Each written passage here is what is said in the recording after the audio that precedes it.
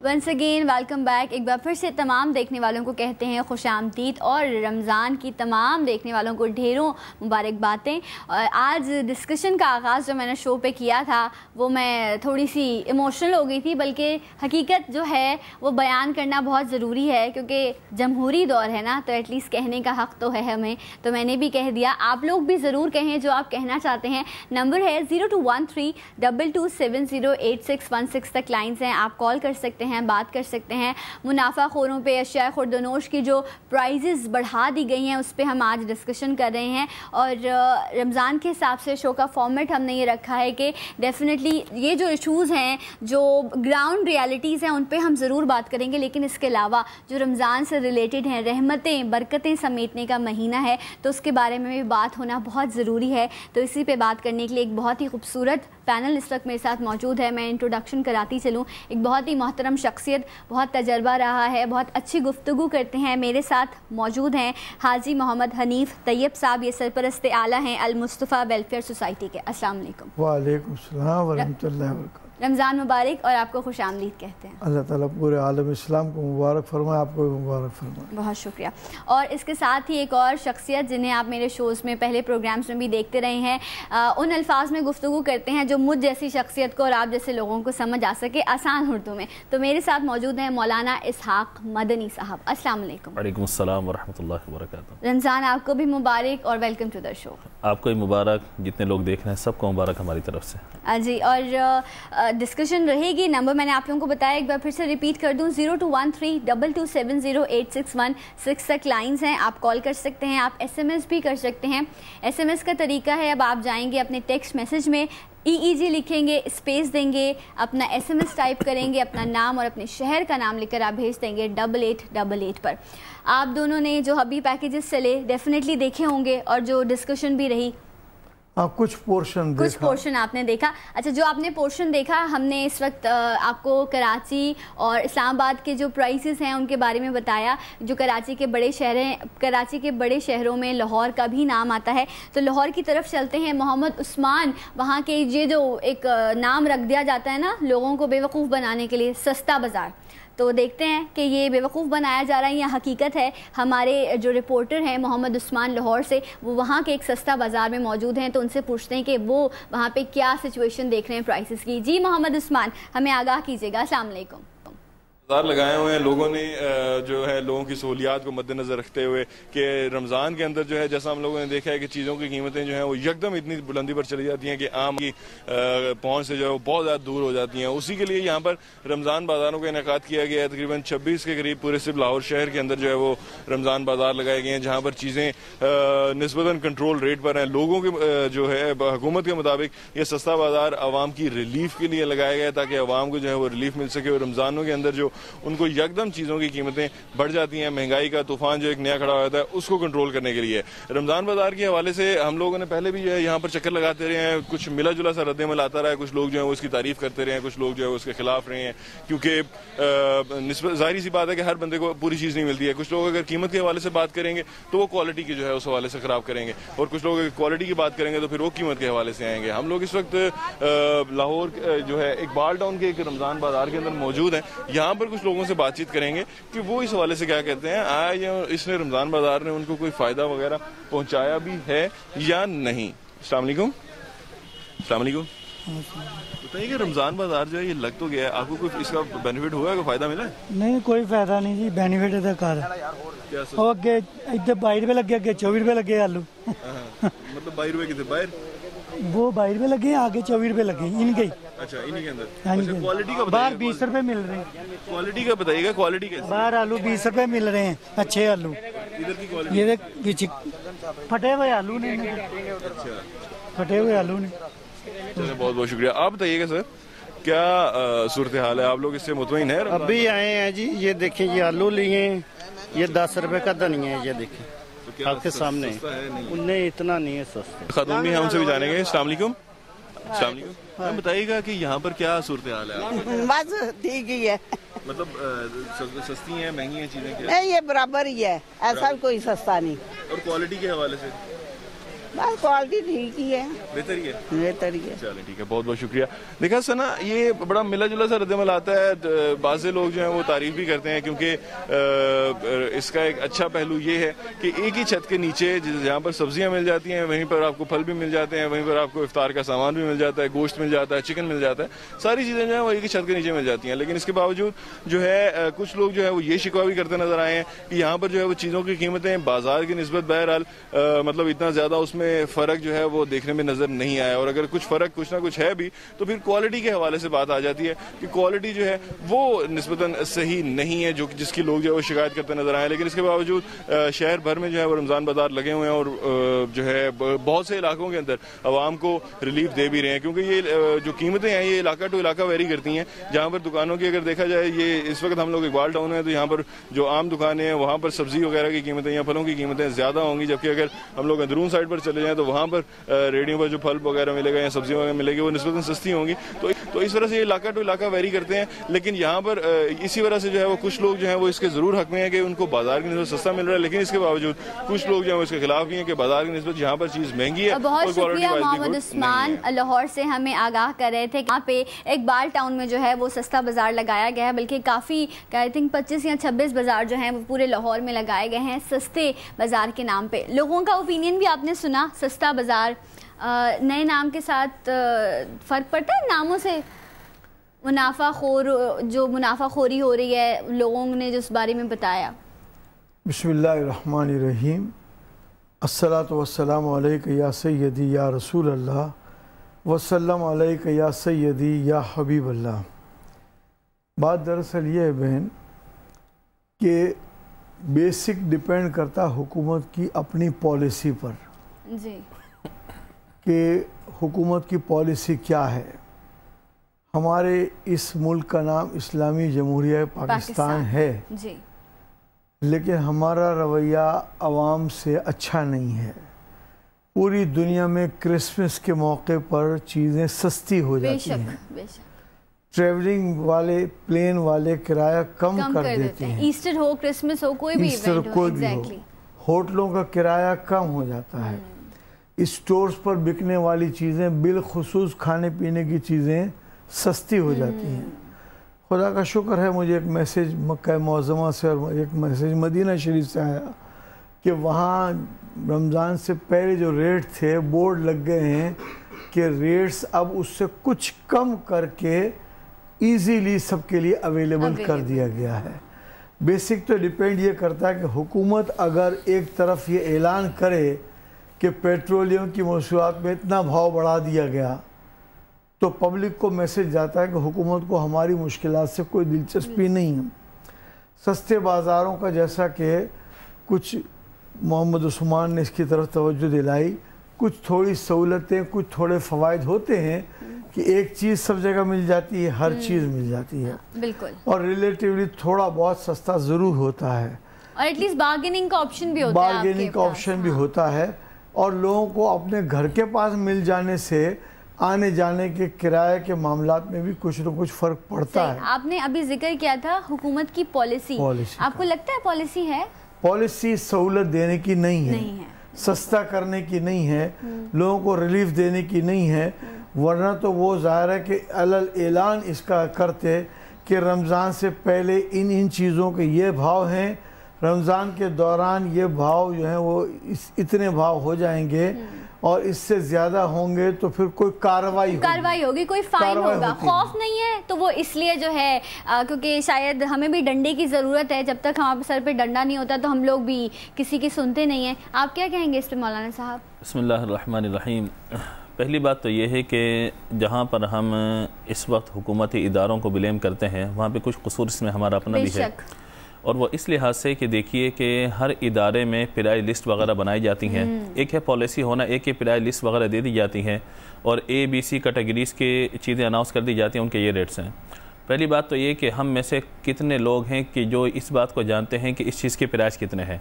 दुकानदार ने कहा ये हैं, बस उसके मुताबिक जो है वो ख़रीदारी कर ली जाती है, या बुरे भले अलक़ाबात कह के वहाँ से आगे जाके जहाँ से अपने मिजाज की चीज़ मिलती है कम पैसों में उसे हासिल कर लिए जाते हैं। लेकिन कहीं भी ऐसा नहीं होता कि प्राइस लिस्ट जो लगी हुई है आया ये कितने दिन तक मुअत्तर है, किस इदारे की तरफ से ये स्टैंप उस पर लगी हुई है कि नहीं लगी हुई, प्राइस लिस्ट को देखना, उसके मुताबिक जरह करना, गुफ्तगू करना और क्वालिटी को देखना, ये चीज़ें बहुत ज़रूरी हैं।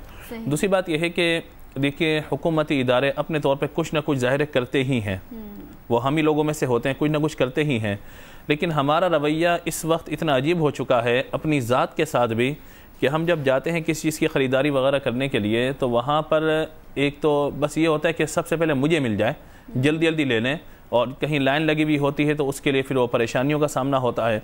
तो ये जल्दबाजी का एक तस्वुर जो हमारे यहाँ आ गया और अपनी मर्ज़ी की चीज़ ले लेनी है, चाहे क्वालिटी उसकी जैसी भी हो, जिस तरह से भी हो।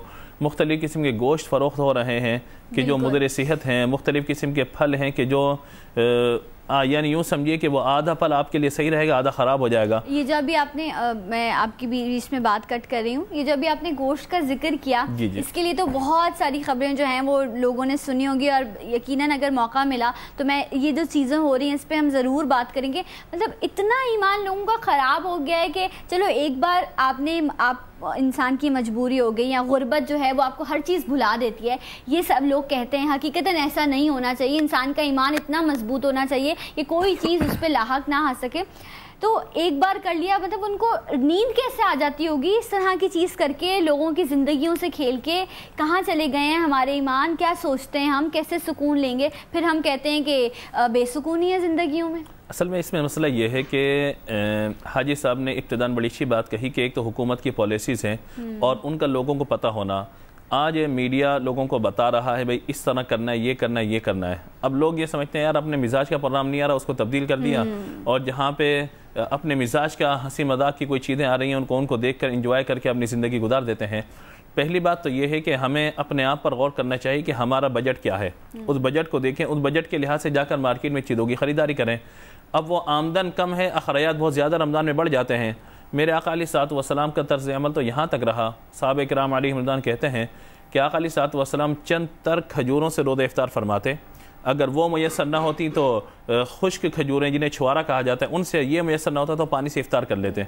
देखिए वही सहरी है, वही इफ्तारी है, फ़कत नाम की तब्दीली हो जाती है, वरना खाने के आइटम से वही घर पे मौजूद होते हैं। अपनी ज़रूरियात को हमने इतना ज़्यादा बढ़ा लिया कि हम ये चाहते हैं हमारे दस्तरखान पर ये भी मौजूद हो, ये भी। जब इस तरह की आसाइशों में हम पड़े फिर उसके लिए ज़ाहिर के तकालीफ का सामना करना पड़ा। इस पर इल्ज़ाम फ़कत हुकूमत वक्त को नहीं बल्कि हम पर भी एक इल्ज़ाम ये ज़रूरी है कि हम इस बात को समझें कि हम जो चीज़ ख़रीदारी करने जा रहे हैं आया उसका मार्केट रेट क्या है और यहाँ पे किस अंदाज से फ़रोख्त की जा रही है और किस क्वालिटी का क्या रेट है। बाद औक़ात बी क्वालिटी को ए क्वालिटी कहकर फ़रोख्त कर दिया जाता है, उसके रकम जो है बहुत ज़्यादा ले ली जाती है। और हमने देखा कि बाद औक़ात जब जो ज़िम्मेदारान होते हैं हुकूमत की तरफ से जब वो उन जगहों पर पहुँचते हैं बाज़ारों में तो एकदम से अगर रेट वो 80 रुपये था तो फ़ौरन 40 रुपये पर आ जाता है। तो ये सारी चीज़ें वो हैं कि जी इसकी जिम्मेदारी हम पर भी है, हम भी इन चीज़ों पर गौर करें। अभी जिस तरह मैंने अभी स्टार्ट में भी जिक्र किया था कि हमें भी स्टेप लेना चाहिए। अगर हमें लगता है कि कोई चीज़ महंगी है तो हम ना खाएं, अगर नहीं खाएंगे तो ऐसा कोई नुकसान नहीं होगा। और जिस तरह अभी इन्होंने जिक्र किया तो मैं ये चाहूँ हाजी साहब, पहले भी हम एक मार्केट में गए थे, वहाँ से हमने लाइव शो किया था। एक कॉल ले लेते हैं, उसके बाद मैं वो फिर आपसे जिक्र करती हूँ इस चीज़ का। अस्सलाम वालेकुम। हेलो वालेकुम अस्सलाम जी, कौन साहब बात करें? मुबशर बात कर रहा हूँ जेलम से। जी मुबशर साहब, रमज़ान मुबारक, आपको क्या कहना चाहेंगे? खैर मुबारक। मैं ये कहना महंगाई के बारे में कहना चाहता हूँ, वो सब्जी इतनी महंगी है, फ्रूट इतना महंगा है। मैं कल मंडी में गया था, रमजान बड़ा सस्ते में गया था, तो जो केला है छोटा जो केली कहते हैं वो 200-250 रुपए दर्जन है। आपने लिया? जी आपने खरीदा? जो मजदूर बंदा है 200-250 रुपए दिहाड़ी लेके आता है, वो कहाँ से फ्रूट लेगा, कहाँ से खाएगा? बिल्कुल। फैक्ट्री में काम भी बंद है, क्या करे मजदूर बंदा, क्या करे?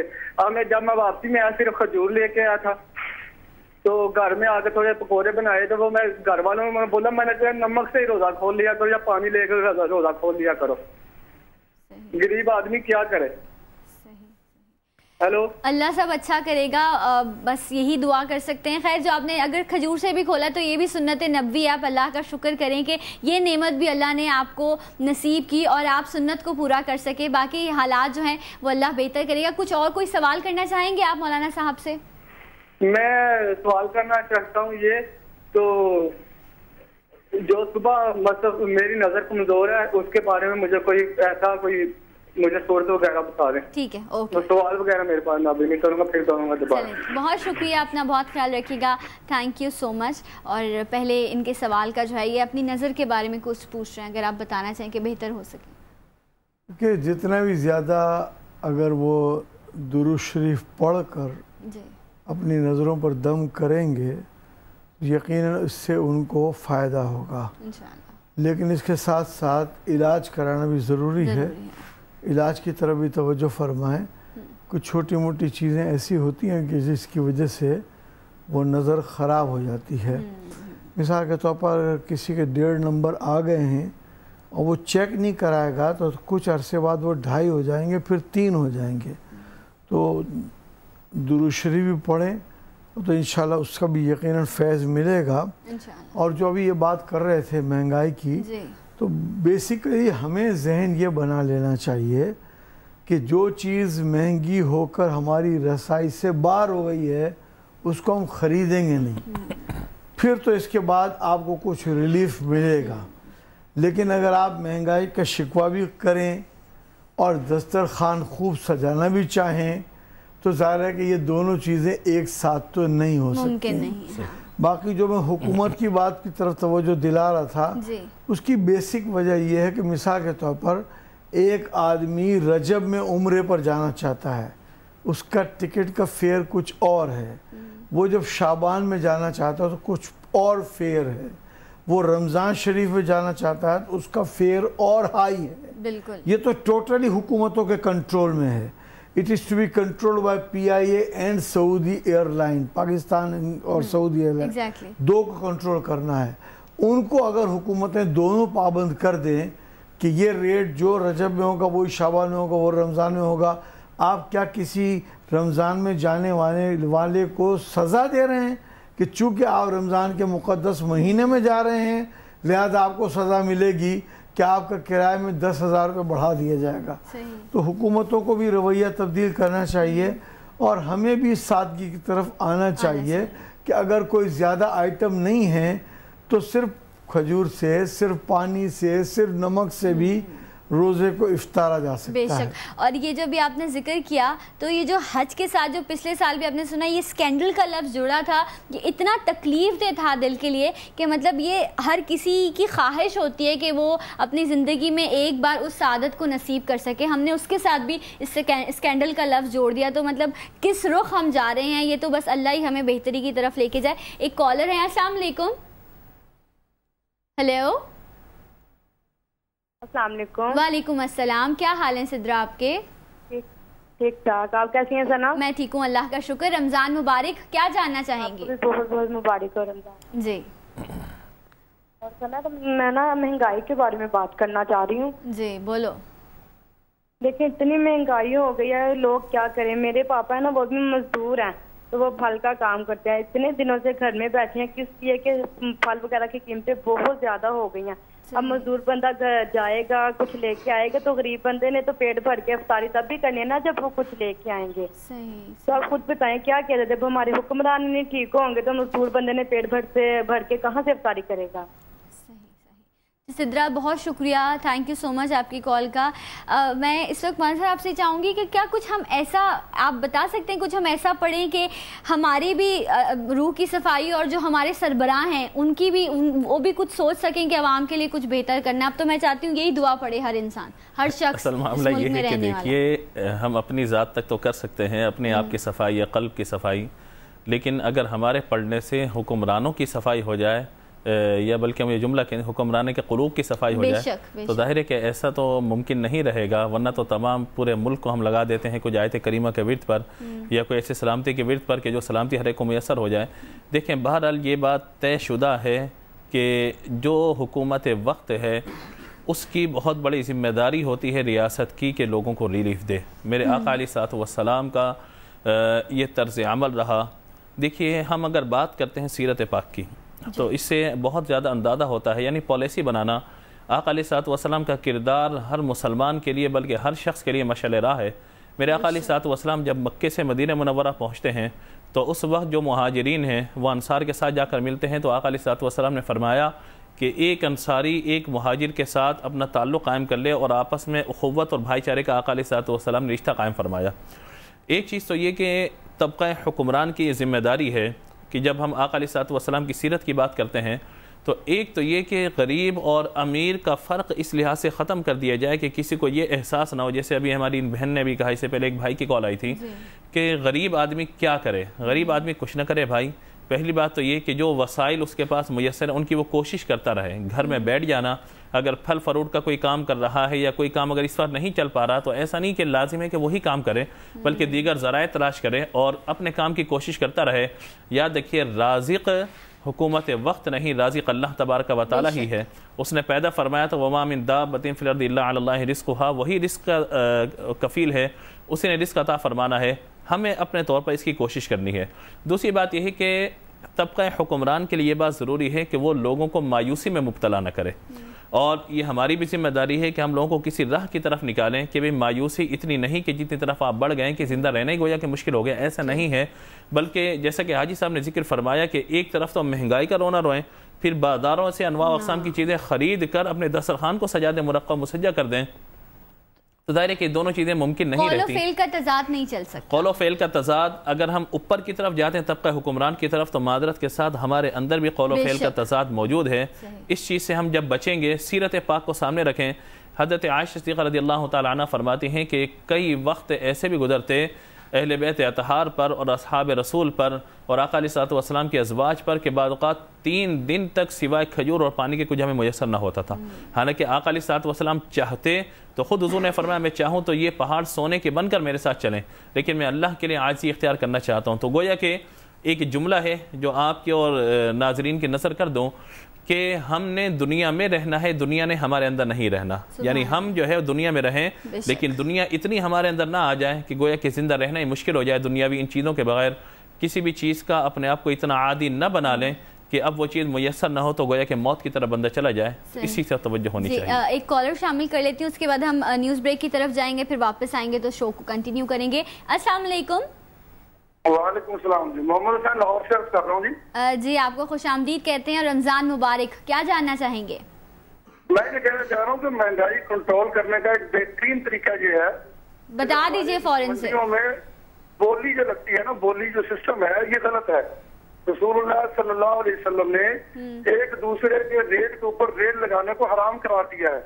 अच्छा, ये हमारा अमल ऐसा है जिसकी वजह से ये आवाम महंगाई की चक्की में पिस रही है। ठीक, अगर गवर्नमेंट इस बोली सिस्टम को खत्म कर दे, इसके एक अच्छा हुसैन साहब, मैं आपसे एक दरखास्त करूंगी, आप मेरे साथ लाइन पे रहें, मैं एक ब्रेक लेती हूँ, फिर हम वापस आते हैं तो फिर आपकी कॉल को कंटिन्यू करेंगे। हमारे साथ लाइन पे रहेगा, छोटा सा ब्रेक लेते हैं, मिलते हैं आपसे ब्रेक के बाद।